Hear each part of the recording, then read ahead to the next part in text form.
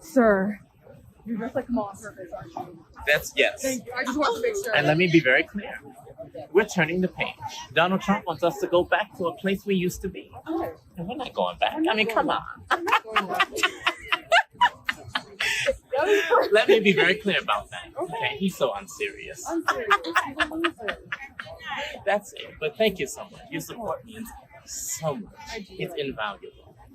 Sure. Thank you. Thank you so much. Bye. Make sure you tag me, okay? Absolutely. Just tag me, Tevin Davis is my name. Okay. Thank you so much.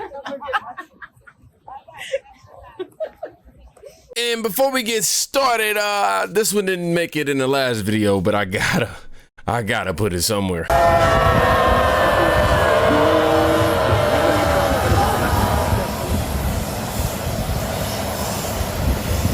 As funny as that is, we gotta get to the cringe, man. We gotta get to the what? Oh my gosh. Okay, so Kamala Harris is trying to downplay the border issue and immigration issue. She's trying to make it seem like, oh, you know, Donald Trump is trying to use it as a fear-mongering tactic to the American people to try to, you know, sway voters and this, that, and the third. Like, you know, she actually thinks that we aren't there. I really don't understand it. Quote, politicians need to stop using immigration as a way to scare up voters in an election.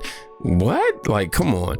This is what you see from the left a lot. They're doing all of this division and they control all the mainstream media, but they're going to continue to project and say what they're doing is what Donald Trump is doing.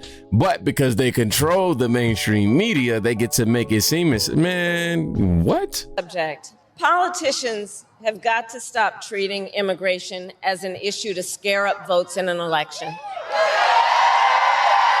And instead treat it as the serious challenge that it is that we must finally come together to solve. I will work with Democrats and Republicans to sign into law the border security bill that Donald Trump killed. When I was Attorney General of a border state, I saw the chaos and violence caused by transnational criminal organizations that I took on. And when I am president, we will quickly remove those who arrive here unlawfully, prosecute the cartels, and give Border Patrol the support they so desperately need. If you ask me, I'm gonna just say it's a little too late to be asking for remorse, Kamala Harris. Seriously, border czar, you know, you wanted to be in this position, you in the position, and now you don't want to take accountability. Come on, man, that's not okay. Especially if somebody in your position and not take accountability. Come on, the best you can do right now is to do so, but to try to, you know, show some remorse for the victims of a crisis that was created under your and Biden's regime. You want to let all these criminals over the border as the borders are, like, seriously, and everything that's been happening to our women and children as a result of this.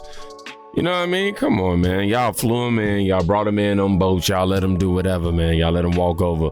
You know, hey, y'all wanted any way to be able to drag them in for this purpose, and you did.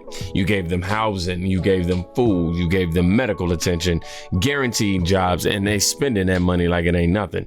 You know what I'm saying? Like, they not even paying for it. We are. I really don't get. Look, man. Choose wisely, okay? We're gonna listen to the difference between Trump and Kamala, okay? And yeah, you decipher for yourself. Look, we know who Donald Trump is. He is the person who stood at this very spot nearly 4 years ago and sent an armed mob to the United States Capitol to overturn the will of the people in a free and fair election. After all we have been through together, we stand on the verge of the 4 greatest years in the history of the USA.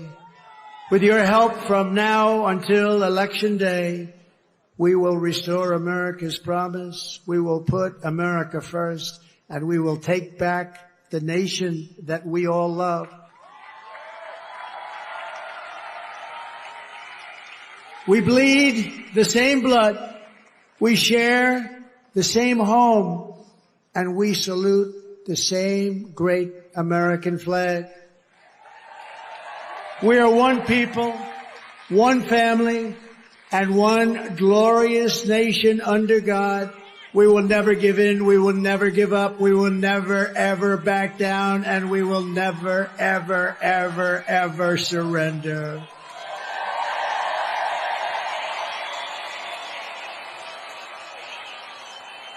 Together we will fight, fight, fight, and we will win, win, win. We're going to win, win, win. Okay, so my message after that isn't anything other than stay the course, America, okay? We cannot let up right now, not for nothing. I mean, we got to go keep voting, y'all. Where's my voting sticker? Did it fall off? Wait, I voted today. Where'd my sticker go? Oh, I found it. Okay, it clipped to my shoe for some reason. Anywho, put that back where it needs to be.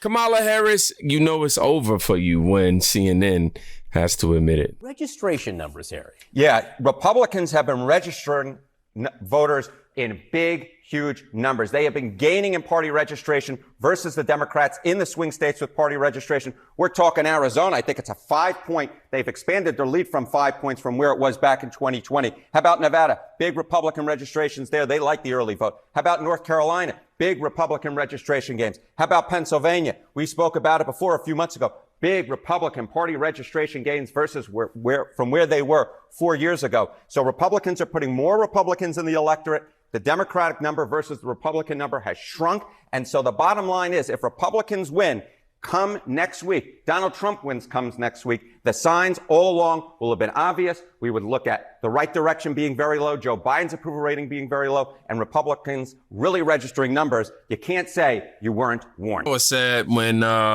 somebody brings up Kamala.